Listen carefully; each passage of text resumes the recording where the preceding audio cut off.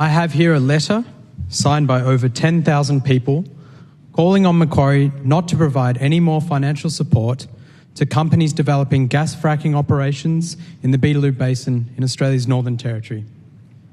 The Intergovernmental Panel on Climate Change and International Energy Agency have both been clear that there can be no new or expanded fossil fuels if we are to limit global warming in lines with the goal of the Paris Agreement. Macquarie is both an investor and lender to gas companies pursuing an enormous fracking development in the Beetaloo Basin.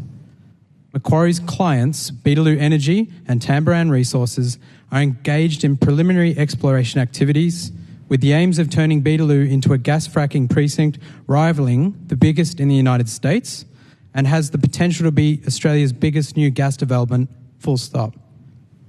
As my colleague made clear in his presentation, burning the gas reserves from Beetaloo would produce an estimated 1.1 billion tonnes of CO2 equivalent, equal to Australia's largest coal plant operating for more than 83 years.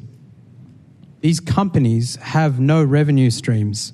They are relying on debt and equity capital to explore and develop the Beetaloo Basin, both of which Macquarie is providing. Macquarie's financial support is vital to these companies achieving their goal, a goal which is so clearly out of line with Macquarie's climate commitments.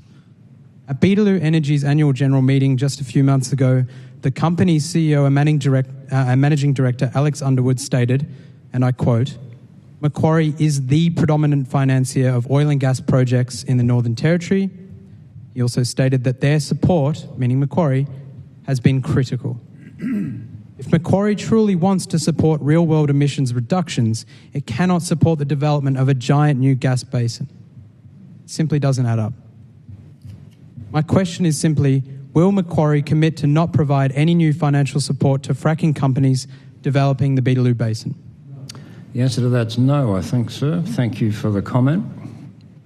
Are you assessing these clients for alignment with the Paris Agreement? We're assessing them for whether they fit into the climate commitments that we ourselves have made. So you're reviewing a climate transition plan to ensure they're aligned? We have transition plans where that's appropriate for particular customers. It's not a one-size-fits-all. And typically for people that are not actually in production, there isn't a transition plan as yet because they're not producing anything yet. In some cases, later on, there can be transition plans required, but it's case by case, not one size fits all. So you're not looking at the fugitive emissions of these projects or developments, you're just financing them until they get up. Then you'll review and go, oh, it's not Paris aligned.